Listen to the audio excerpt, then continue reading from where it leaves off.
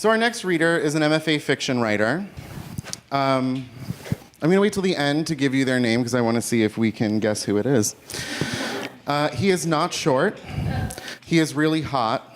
He looks kind of like Tom Cruise, is about the same height as Tom Cruise. Might just be Tom Cruise.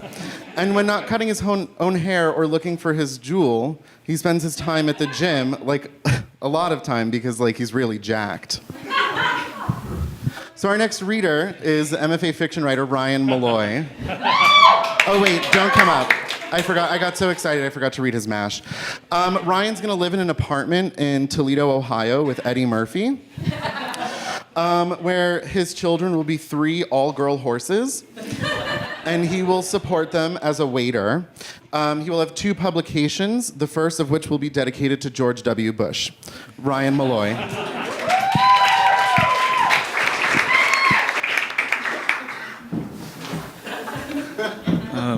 Thank you, Cody. Have y'all seen Coming to America? Yeah. Woo! That's all I need to say. First, I just want to thank Doug and Miley for being, they're both here, shit. For being so compassionate and brilliant. It would have been really easy to drop out of this, almost did, but they were here. I want to thank my roommates, Kate and Alex, for being my surrogate big sisses. I fucking love them. I want to thank my partner, John, who moved out here and got a shitty job just to be with me. And then I also want to thank my parents, who both don't know what an MFA is. They think I'm going to be making 6 figures after this. They don't really know what's going on, but they don't read literary fiction, but they were so effing supportive. So yeah, thank all of them. It's weird to be thanking a lot of people when it's I don't think I've really accomplished that much, but here we are. Thank you! So this story is called How to Break Your Own Heart. It's from my thesis. If you've ever been a woman who's dated a gay man, you'll probably vibe with it. Okay, here we go. Hat off. Although you accompany Chris to the winter formal, the 2 of you are friends and nothing more. Actually, you're best friends. And you have been ever since middle school. So naturally, it surprises you that night when he drives you home and puts his hand down your top in the front seat of his dad's SUV. Probably you think this is a bad idea, one that might ultimately leave you with neither a boyfriend nor best friend. But when he kisses you, your heart leaps into your throat, and you wonder if perhaps he is the love of your life. Online, you change your relationship status to taken and upload an old picture of you and him picking pumpkins. You tag him in the post and write a caption, "Love you forever, babe," appending it with 3 little digital hearts, which does not feel untrue because deep down you do love him and you know that you always will. You offer to help Chris find a suit for his college admissions interviews. This is alarmingly enjoyable for you, almost like you're a real couple. You pull out jackets and slacks and shades of navy and gray, and you send him to the fitting room, outside of which you wait. After the 3rd pair of pants is too tight, his cheeks turn red. You fetch him another and hand it to him over the curtain, not looking inside. He steps out from his stall and turns, revealing the pants stretched tautly over his butt. The kind of butt you thought only girls had, plump and round like 2 bicycle helmets pressed together.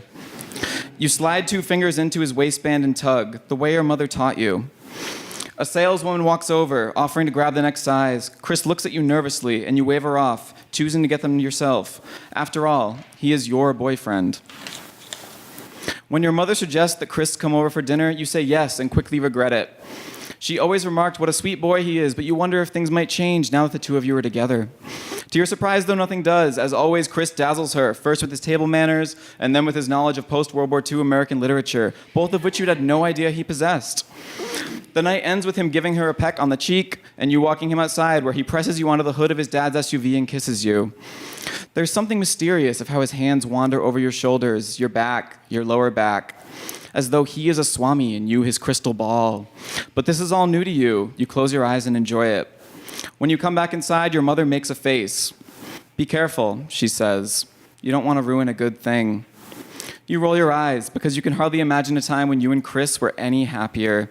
You run upstairs and look out your bedroom window, waving as he pulls out of the driveway. His taillights recede into little red pinpricks, and you jump on your bed, laughing hysterically into your pillow. Although Chris is your first boyfriend, you've always been friends with boys, several of whom, upon hearing of your relationship, approach you with concerns. They find you by your locker and look both ways before saying, Katie, you know Chris is totally into dudes, right? Yeah, right, you say at first, but the rumors continue. Shut up, jerk, you start saying, adding that you and Chris have had sex, which is a lie. Eventually, though, you ask, what makes you say that?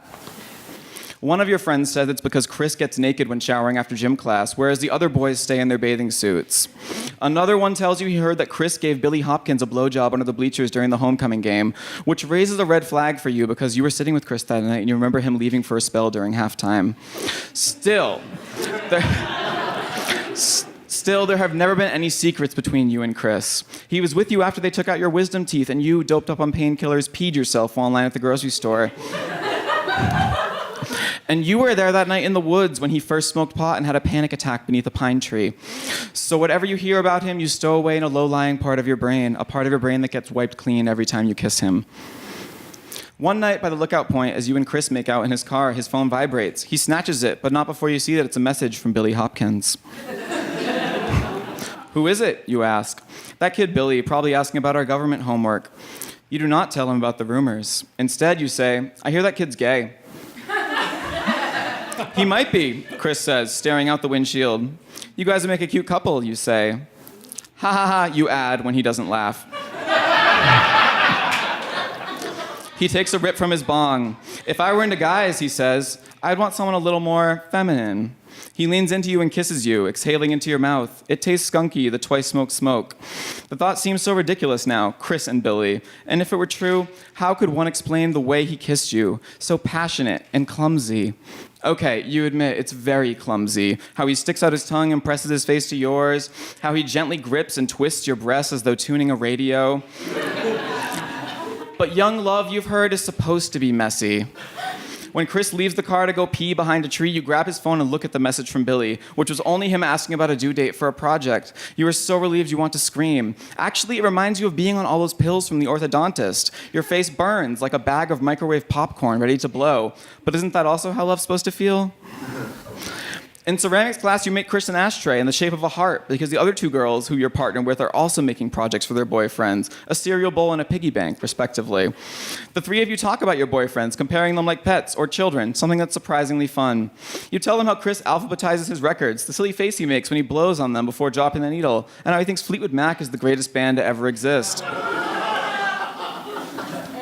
You complain about his weird thing with fabrics, how he'll only wear skinny jeans and rayon shirts that flow in the breeze, and that he'll often pick you up late for dates because he's been trying on so many different clothes. You say, we could be going to pick up burgers from the drive-thru and he'll take half an hour to get the outfit right. Probably the exact one he started with. Ha ha ha. The pottery wheels whir in the background and you see them losing interest. But you can't help but also tell them that he smokes almost a whole pack of cigarettes a day. And when I tell him they're going to kill them, he'll look me dead in the eye and say, that's the plan. As you brush a layer of glaze onto your ashtray, you realize that Chris has never actually said this. And it was actually from some cheesy noir movie you'd watched with him weeks ago. Still, you don't correct yourself. You just listen and wait as one of the other girls talks about her boyfriend's diet of protein shakes and meat, how it makes his sperm taste like dirty pennies. You try not to think about it one night when your mother one night no longer minds when Chris is alone with you in your room. You spend this momentous occasion beside him on your bed, sharing a weed brownie, watching a documentary about dolphin migration patterns, and trying to mimic their sonar clicking. It occurs to you that Chris is not unlike a dolphin in that he is tall, smooth, and always smiling without showing any teeth. Dizzily high, you imagine the two of you as dolphins, swimming opposite each other in an intricate grapevine, shooting out of the surf and falling back into each other, swimming and squeaking along. You lie down on his lap and slide your hand up his thigh. His breathing quickens as you fiddle with his zipper, but then you hear footsteps on the stairs and quickly crawl to the other side of your bed. When your mother enters the room with a plate of warm blueberry oat cookies, she does not tell you and Chris to keep your feet on the floor as she's instructed before. Instead, she smiles and says, you guys are too cute. Then she leaves, closing the door behind her. We are pretty cute, you say to Chris, who rears up on his knees and clicks like a porpoise. You toss him a cookie and he catches it in his mouth, chewing and smiling, rubbing his face on your leg. You try not to worry about Terrell, who, along with you and Chris, was cast in your school's production of A Midsummer Night's Dream. Terrell is tall and well-dressed, which for some reason makes you nervous. And he also takes AP Literature with Chris, a course you had unsuccessfully attempted to enroll in. You'd hope the three of you could laugh about the play together, the funny accents and the roughly costumes, but sadly for you, they take their roles seriously. There was a shortage of boys for the play, so your role is Tom Snout, who plays a wall in the play within the play. Chris and Terrell play bottom and flute, and in your group rendition...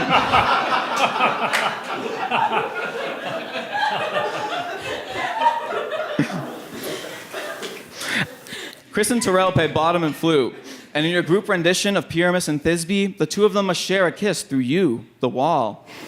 You spend much of rehearsal like this, wearing an old television box, sweating heavily as Chris and Terrell stand on either side of you, pursing their lips and attempting to kiss one another through your body.